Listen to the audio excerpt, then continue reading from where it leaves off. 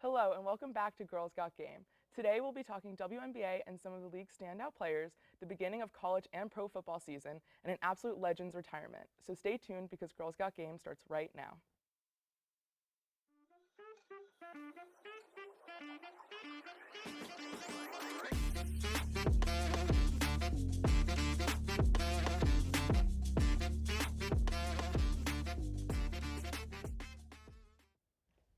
Welcome back. I'm sat here with some pretty new faces, one seasoned vets. We have Jeremy, who we all know and love.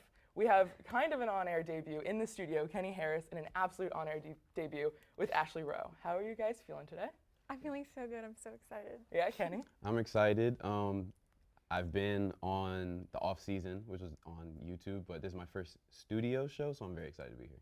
Jeremy, we're used to seeing you. How are you feeling? I feel great. I'm happy to be back. It's been a long time, and I'm ready to start fresh this season. Absolutely. I know personally I'm super excited to talk WNBA, but I'm going to toss it over to our WNBA pro, Kenny Harris. Tell us about the season so far. It's been a really good season, super exciting. The rookies have come in and made a name for themselves. The All-Stars have made a name for themselves with career years. So many eyes are on the game. It's expanding at a rapid rate, and it's just amazing to watch. Yeah, like Kenny said, I think this is the most eyes we've ever had on the WNBA, and women's basketball, to be specific. I think this is the best women's league we have, and I think it's the most watched one. The draft had 2.5 million viewers, which is groundbreaking, and it's just incredible, and I think it has something to do with a certain athlete, Caitlin Clark. I think we all know and love Caitlin Clark. Yes. She's an absolute legend. Currently, she plays for the Indiana Fever with 666 points, 294 assists, and 204 rebounds with 13 double-doubles. So she is seasoned already being 22. Like, she is a game maker. She's a playmaker. I don't think she gets the best treatment on the Indiana Fever, which is something we can talk about, but you have to give her flowers because she is one of the best WNBA players right now. I think she'll win Rookie of the Year. I think that's not like a hot take or anything, but maybe Jeremy disagrees. Who's the player you want to say might win Rookie of the Year? Maybe. Maybe, but I would like to point out the Bayou Barbie, Angel Reese. I think she personally gets a lot of hate, but if you look at her stats, she's averaging 13.6 points, 13.1 rebounds, and 1.9 assists with 1.3 steals. She's doing really good. A lot of people say she stat pads. She has 27 double-doubles for the season, but even if you take away what they call her getting her own rebounds, she still would have 22 double-doubles, and I think she's really someone to keep an eye out for coming up in the future.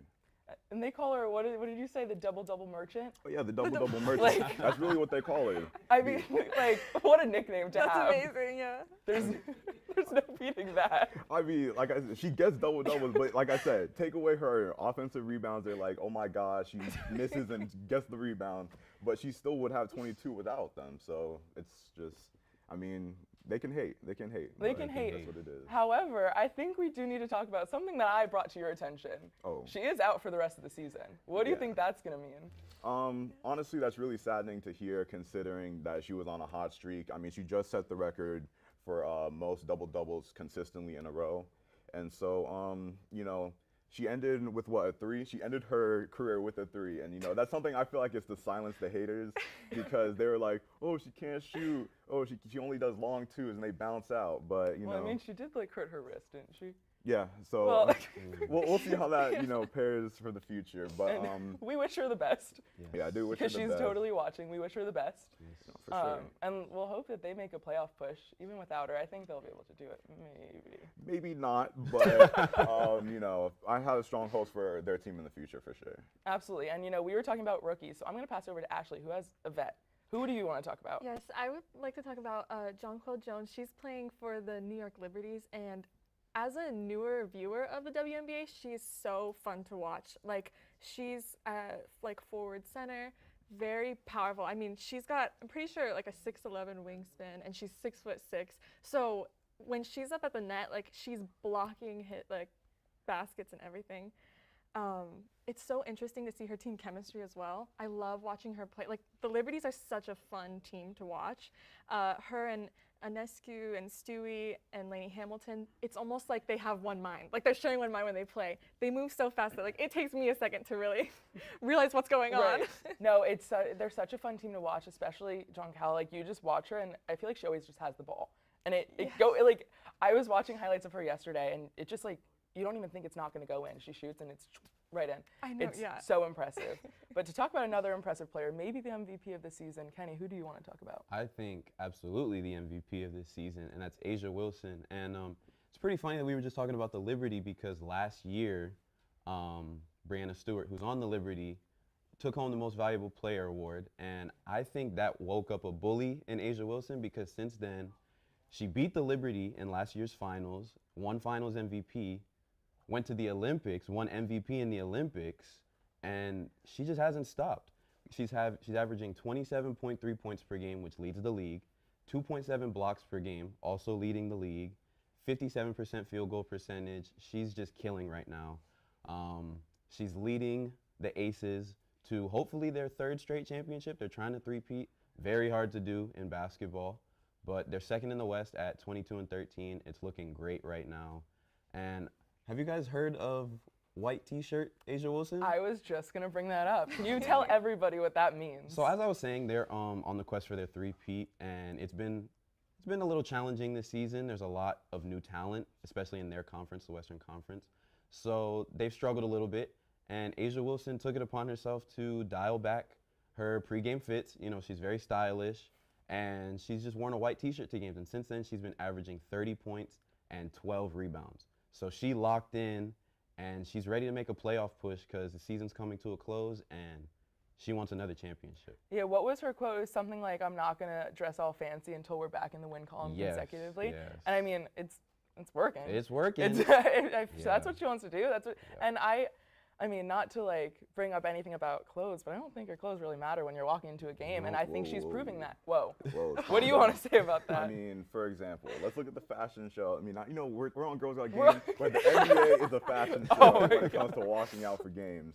And you see, like, for example, Shea, whenever he walks out, he goes crazy. I'm just saying. But like, let's think about A'ja. Like, yeah, this is Triple G. We're talking about the ladies. Yeah, let's stop talking about the men. My bad, We're going to talk about the ladies that can rock a white t-shirt. You're right. Come on now. And it's all about when she puts on that jersey. That's true. And yeah, y'all saw the highlights. We're going to have the highlights up. But 41-17 on Brittany Griner's head. And Brittany Griner's a very good defender, so A'ja Wilson's out playing around this season. I absolutely agree. I think everyone that we talked about has had an incredible season, and these aren't the only players that have had an incredible season. It's been an incredible season for the WNBA, for all the players. So before we wrap up, what are your guys' predictions for the rest of the season, if you guys have? I just watched the game last night with the Liberties and the Aces, and I feel like I'm confident with Liberty. I feel like they're looking to maybe get the championship. I know they want to take home the final to their home court, get that home field advantage. So I'm hopeful with that team. Okay, Jeremy? I'll probably go with the Liberty too. You know, very strong team, very solid core. I think they have a very high potential, and I'd love to see how far they go. See, I'm going to be super boring. I'm also going to say the Liberties. I wish we had some different answer, but that's what I'm going to say too. I can't really say anything else. They've looked super strong, and they're just an impressive team. But Kenny? A'ja. I got you, okay? I got an A'ja Wilson MVP. That's going to be her third. And then I definitely agree with you guys. The Liberty are going to be waiting for the Aces, but the Aces got a lot of firepower with Kelsey Plum, Chelsea Gray, Alicia Clark. I mean, they're just a very loaded team, so I think that will be the finals, and I got the Aces three-peat. So you think they're going to do it again? Yes, history. Okay. In A'ja we trust. In A'ja we trust. I think maybe she'll be wearing that white t-shirt until the end. She'll be wearing that t-shirt with a ring on her finger. With how many? 3 rings on her finger. You know, this has been a great segment. I've loved talking WNBA, but unfortunately that's all the time we have. But stay tuned because we're going to talk some football next. Hello, Hitting the Field family. My name is Andrew Montana, host of Season 19 of the main show. And on behalf of HTF, we hope you're enjoying today's content. But I'm here to tell you about everything else we have to offer here at the network. Mondays at noon, HTF Bets goes live with 3 of the best on-air faces we have in the program. Andrew Gregg's personality, Tyler Brownrick's sports expertise, and Nick Cohen's versatility make this show a fan favorite, but also a warm light to guide you through the harsh world that is the sports betting industry. On Tuesdays, Franki Noble hosts a brand new show called Girls Got Game, blending women in sports, the biggest sports news stories, and creative segments that make for a fun and engaging show. Next up, we've got The Combine, an easygoing, conversational, and podcast-style show dropping on Wednesdays with Ty Patton as your host. No changes there. But a big change for The Combine is the set. So ladies and gentlemen, allow me to introduce you to The Combine from our brand new podcast studio. We've got the lights, we've got the cameras, all for Ty Patton to bring the action, and we hope you're just as excited as we are for this amazing opportunity. Much great content from the Combine this semester, as always. Then tune in Thursdays at noon for our second live show, The Main Show, hosted by, well, yours truly. Here we'll cover any sport, any topic, any story, no matter how obscure, be it basketball, football, hockey, soccer, UFC, MMA, cycling, even baseball. But be sure to tune in throughout the semester for our special shows, including drafts, debates, and much, much more. Lastly, Nighttime is aired on Fridays, where Patrick Previty and Matthew Bracker talk about UCF and college sports. From in-depth looks at campus's top storylines to collegiate records being broken nationwide, let Nighttime be your primary college sports resource. And outside of our 5-show roster, be sure to tune into our other content, such as the Studio Days vlog run by Vlog King Nick Cohen, breaking news graphics on our Instagram page, and much more. As well, make sure you're subscribed to Hitting the Field Network on YouTube, as well as following us on Instagram, TikTok, Facebook, and X. But as for me, I've been Andrew Montana. Thank you so much for watching, and back to your regularly scheduled programming. And we're back with some familiar faces. We have two hosts. We have a best host and a nighttime host, Matthew Bracker, Nick Cohen. How you guys doing? Good, good. Awesome. So excited to be here. Yeah. So pumped. And we're here to talk football, and it's a specific kind of football. Two specific kinds of football. The only two that matter, I guess, maybe. Sure. Well, you're not a big UFL fan? CFL? Can't say I am. Okay. So let's the two that matter. Edmonton Elks? Nope, not Arena football? Fan. No. Okay, all right, fine. So we're going to talk college football and the NFL. The good football, unfortunately. That's fitting, though, because nighttime. Well, that's what I was just going to say. We have college football expert and NFL expert. Exactly. So the way we're going to do this is we chose one college football game and one NFL game from week 1/2 and week 1, and we're just going to see which one you guys thought were better. So Matthew, what were the games that you chose to highlight? So I chose the Tampa Bay Buccaneers and Commanders game, and then for my college football segment, I chose Notre Dame and Texas A&M back in week 1. So not yesterday, or Saturday's games. Okay, so what did you notice from those two games that you really liked? So I'll start with the Bucs game, right? One thing I noticed is, Baker Mayfield is that guy. 289 yards, 4 touchdowns, like absolutely insane performance out of him and Mike Evans over there. And Jaden Daniels, honestly, he had a pretty solid first outing too in his first career game for the Heisman winner last year. I think he had a rushing touchdown on the day, no passing touchdown. Oh yeah, 2. He had 2 rushing touchdowns on the day. But he couldn't get it done because that Commanders team is not there yet. But it was really nice to see a good strong outing for the Bucs. My second favorite team. I really wanted to wear a Broncos jersey today, but Bo Nix let me down. Matthew chose his Tampa game really late. He wanted to talk about the Broncos, and then suddenly didn't want to talk about the Broncos anymore. I couldn't do it. I think the words you chose were embarrassing. Yeah. And I don't want to talk about them. Yeah. So now Tampa. Yeah, But this Notre Dame and Texas A&M game, right? It was such a defensive battle. Which is something we really didn't see a lot in week 1 because of these teams they played these FCS schools and there's really just a lack of talent, so it's a big offensive shootout for most teams, but they really went back and forth. Riley Leonard coming in from Duke, transferring into Notre Dame as the quarterback there, although it was the rushing attack that really had a strong performance. I think it was 198 yards. Jeremiah Love really helped them out there. So it was very refreshing to see a different style of college football being played in that game. Okay, so you have these two games. Which one did you say was more entertaining, that you like to watch more? Probably the Notre Dame game. Because, like I said, it was just very refreshing to see. I feel like modern college football is about the star quarterbacks and the star players and stuff. But Jeremiah Love really stepped up in that game in the rushing. And honestly, Riley Leonard didn't have that solid of a game. I believe it was only 150-something passing yards and no touchdowns. So it was a lot of, I don't want to say underdogs, but it was a lot of it was a very well-rounded team win. And I think it was very refreshing to see. I absolutely agree. I think college football is so back. Yeah. So back. Oh, yeah. And I think it's super fun to see. My college football game that I chose was actually FSU versus BC. I don't know. I love to see a team demise. Unfortunately, I think it's kind of fun. My friends at Florida State, especially FSU, not to be obnoxious, and to my friends at FSU. FSU. I mean, Jordan Travis is just not there anymore. No. He's not. Now it's DJ, you need to get a job. Absolutely. I mean, he was not too great. No. I mean, and I think that is going to be ultimately the demise. Is he even playing next game? Do we even know? I don't think he should. I don't think he should. Yeah. He did not look good. That's all you Yeah, can no. say. I just kept seeing memes that the FSU UF game is going to get flexed to Comedy Central. Oh my! I'm personally. that's No, so it's true. going to I'm be pumped. Nickelodeon slime time, okay? Okay. It's going to slime Love time. Yeah, that. absolutely. Yeah. Awesome. Yeah. So we'll see what happens with that game. But this game, I don't know. It was just kind of a laughing stock. Mhm. I enjoyed it. I thought BC actually looked really good. For Yeah. you're up against FSU. Yeah, they're not like undefeated. Obviously, they're 0-2 now. Yeah. Oh. But they did look good for what it was against FSU. Yeah, not a great team, but I want to point out Treshawn Ward, who totaled 138 yards of offense, including a 13-yard touchdown against his former team, against Florida State on Monday night. And I think he had a great night. I think their offense looked good. There was one interception. I forgot who it was, but I think it was, a 58-yard run. He just ran, and it looked so impressive. So I think it was a really exciting game. My NFL game that I chose was the Chiefs versus the Ravens. I kind of just chose it because towards the end, it was a really exciting game to watch. I don't know if you guys watched it, but I was. We did watch it. Yeah, well, I Pat figured. and I were at Buffalo Wild Wings. A lot of us were, but I wasn't. Sitting a lot, right next a lot to of you. people did not say till the end of the game is what I meant. Okay. But the end of the They game got was tired. the end of the game was pretty was- exciting. It was yes. a close call. I thought it was a Came fun down game. to a shoe. It, Yeah. Absolutely. I think the rookie Xavier Worthy is such a fun player to watch. I know Nick Cohen tried to trade him to me Oh, in you fantasy saw football. that? Yeah, and I said nope. Okay. And I think they're a fun team to watch. Yeah, they're the most hated right now. They're over the I do. Cowboys. I mean, Yeah.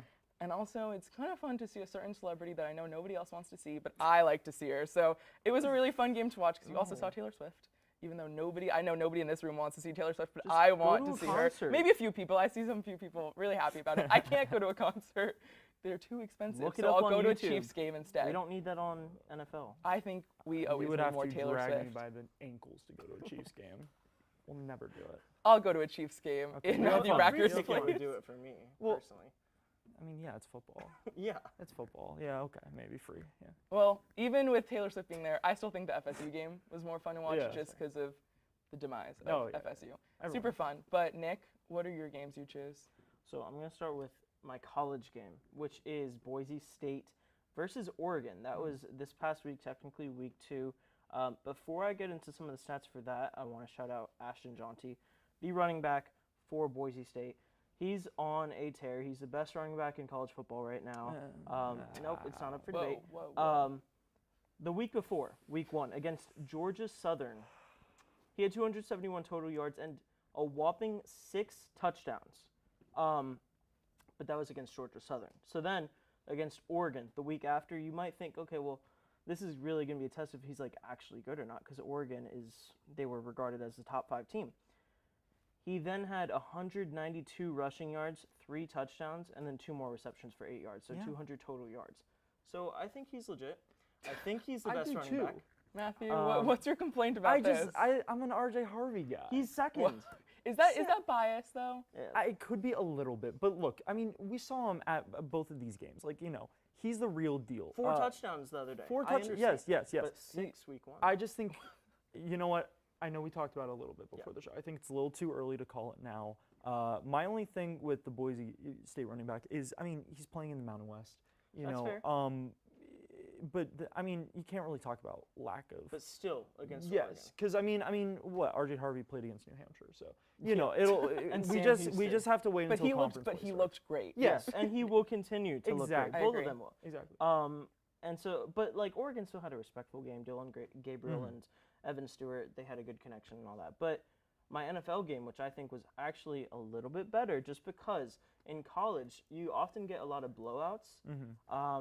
NFL, there's a little bit more respect and professionalism. There, once you get to like 45 points, teams will start to slow down. There's not that in college. You used to be able to say they just want it more because they're not getting paid. That's not really true anymore with NIL. That is true. So That's a really good point, Nick. I like that point. thank you. Yeah, good So thank you. So I chose the Philadelphia Eagles versus the Green Bay Packers in Brazil. Battle of the Green. Wasn't It it Battle was- of the Cheese? Did you see the cream cheese hat? I Does didn't. anybody know what I'm talking about? Not at all. There was like obviously Green Bay. Anyone in the audience? Does anybody know what I'm talking about? I see some hands. Oh, okay. Crickets. Nope, No, crickets. no. There were. I saw hear hands. crickets. Anya, Ty Patton, Daniel Valdez. I see people saying they know. There was a cream cheese hat. It was a Philadelphia cream cheese. Oh, Because it was okay. the battle of the cheese. Okay. You should have said that from the Sorry, start. I did I still realize don't as know, I was but, like, saying it, sorry. I didn't understand Does it first. Brazil have a specific cheese? Brazil? Yeah, that's where they played. They do. They played in Okay. Do they have? Does anybody know? if they have a What is the specific- I know national they have cheese the of Brazil? Cheese bread, Okay. So we're gonna on say So the Begonia. battle of the cheese. Okay. and Yeah. cheese bread? Because And cheese you bread. debate which Yeah, goes on I'm the bread. white, but okay. So Jalen Hurts had a great game, 278 passing yards, 2 touchdowns, but he did have 2 interceptions. And then Jordan Love also had an interception before he collapsed. He got injured at the end of the game, unfortunately. I'm not too mad about it because I'm not a Packers fan, but not being totally heartless, I hope that he's okay, and I hope the Packers season will be okay, to say the least. But that was a great game. It was very close, came down to the wire in Brazil, and I think the NFL is better. Yeah, it was a Yeah. fun game. I lost some money on that game. I like Yeah, Simone didn't Biles' we all? husband, who's no name. He's just Simone Biles' Yeah. husband. He had a great catch. Yeah, actually, I remember that. Yeah. And Simone Biles freaked out about it. But unfortunately, to end on Simone Biles, that's all the time we have now. But stay tuned because we're going to talk about a certain person's retirement. Yeah, silly that. Jack, buddy. Why are you here? I don't really understand why I'm here. I got called a delusional fan. I just don't understand why I'm delusional if I think Kirk Cousins had the best mustache in the league. Well, Jack, buddy, I don't want to be the one to tell you this, but I don't think anybody looks cool in handlebars. But they're back, man. They're back. They're not. They're not. Sometimes you just got to face the hard truth. It's right there in front of you. All these people, they're calling you delusional, but sometimes you got to worry about, am I projecting? Is it me? And in this Let me tell you case- something, bud. It could never be me. Anything I say is factual and truth, and that's why the Vikings are going 16-1 this year. organization, you have to look at your roster and say, I've had Kirk O'Duggins for 6 years. Maybe it's time to move on. There is no moving on from Kirk Thuggins and Justin Jefferson. Do you think that maybe this all started just because of a little disappointment? Nothing has started. This is how I live, and I am not. Welcome back. I'm here with Anya Garabashvili and Edgar Rodriguez to talk about a certain person's retirement. How are you guys doing? Pretty good. How are you, Anya? I am really excited to talk about this because I don't know about you, but I don't really follow women's soccer that much. But this is one person that has definitely been in my line of sight for sports always. Well, she's someone that has been in everyone's line of Yeah. sight in sports. She is an absolute legend. She is revolutionary for women in sports, especially. Yeah. And like not even just sports. She's just like an icon. And obviously, we're talking about Alex Morgan. Anya, do you want to get us started? Yes, so I can get us started a bit on just the impact she's had on women in sports in general. When she entered the U.S. Women's Professional League, she was nicknamed Baby Horse because she was the baby on her team, and because of the way she ran on the field, her teammates said she resembled a galloping horse. So that's where the nickname came from, but she is more than just Baby Horse. She is incredibly talented in what she does, and Edgar will get into that a little bit more with all of her achievements, but I wanted to talk about like just the cultural impact she's had on women and sports and all that. I remember first seeing her on the Disney Channel, I believe before the London Olympic Games, because she was on that Olympic team. Yeah. Yes, she was. She was, and I just remember hearing about her and her story, and it was amazing. And to see so many years later, she is better than ever. She has a second kid on the way that she has announced with her retirement, a little sibling for Charlie, their firstborn daughter. And that kind of ties into why she is such a big advocate for equality in sports, is because back in 2016, she did file an EOC complaint with the U.S. women's soccer team because they were not getting paid fairly compared to the men's U.S. soccer team. And in 2022, that ended. Both teams are paid equally for friendlies and tournament games. And because of that inequality, she started up her own foundation called the Alex Morgan Foundation. And from there, she has talked about and advocated for equality for women in sports. Yeah, she is just an incredible athlete, an incredible person. Yeah. She has changed the game of women's soccer. I mean, women's soccer isn't something that I personally watch often, but Alex Morgan is a name that I have known since I was little. And she is just an inspiration to everybody. And I think everybody can agree. She's incredible in all of her efforts that you've stated, but also she's an incredible soccer player. Edgar, do you want to tell us a little bit about her accomplishments in the game? Yeah, kind of like what we've already talked about. You don't have to really be a soccer fan to know Alex Morgan. She leaves a legacy way bigger than just the soccer field. It's also off it. But to talk about like her stats and stuff, she went to UC Berkeley from 2007 to 2010, and right off the bat, 45 goals in 67 games. We knew that she was going to be a superstar. And right out of college, 2011 World Cup, right into the biggest stage, scoring goals in the semis and the final. And of course, she had 3 stints here in Orlando, so we got to see a lot of her prime, you know, and see her at the height of her game. She scored 23 goals in 66 games while, you know, being here in Orlando. And a lot of times, players get maybe knocked a little bit because they didn't do it abroad, for example. Well, she did. She went to Lyon. She won the 2016-17 Champions League with one of the powerhouses in Europe in the women's game. And also in England, she played for Tottenham as well. And then she came back, finished off with the San Diego Wave, a newer team in the NWSL, and just, you know, solidified herself as one of the greatest to have ever played for the U.S. women. You know, we put just one of her many awards on that graphic. But yeah, 123 goals in 224 international games for the U.S. Just insane, mind-blowing. She's 5th all-time in goals and 9th all-time in caps and assists. So a top 10 player overall, and we were pretty privileged to have, you know, witnessed her greatness on the field. And even you said like we got to see her prime. Like I would argue that she's never even had a prime. She's It's just been that all her whole career. It's like unbelievable to watch. She has always been like I don't want to say the best player on the field because everybody's great, but like one of the best players on the field. And you know when she's there. You see her run, you see her score.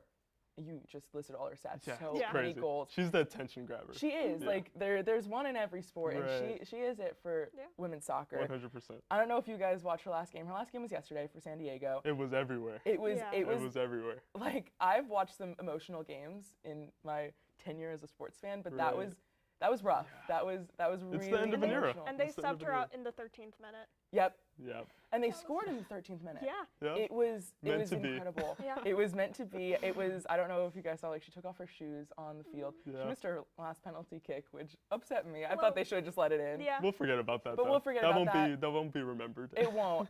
What will be remembered is just her legacy. Alex Morgan, like, she's incredible. Even all the players in the league. Yeah. Everybody's been talking about Alex Morgan this week, obviously, because of her retirement. Right. Nobody has had a bad thing to say about her at all. She is just that player. She's that person.